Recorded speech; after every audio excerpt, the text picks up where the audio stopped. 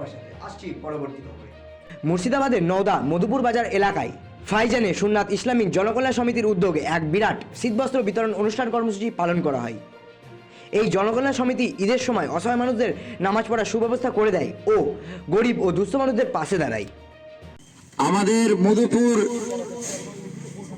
সমাজের তরফ হইতে আমরা একটা টাস্ক ফাইজান সুন্নাত ইসলামিক জনকল্যাণ একটা সমিতি করেছি। আমরা যারা আমাদের ছেলে বা ভাই কিছু তারা প্রথম অবস্থায় করেছিল গত 2 বছর আগে, এটা মধুপুর জামা মসজিদে এটা করা হয়েছিল।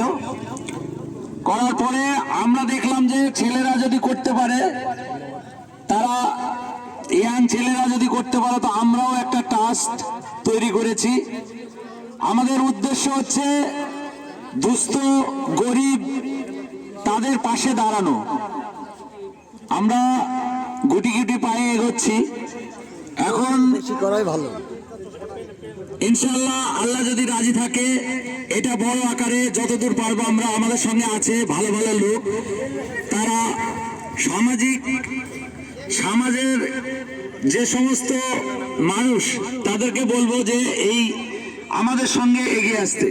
আপনারা এতক্ষণ দেখছিলেন জিটিভি, দ্রুত হতে সবার সাথে। জিটিভির নতুন নতুন খবরে আপডেট পেতে এক্ষুনি লগ ইন করুন www.gtvlivenews.com।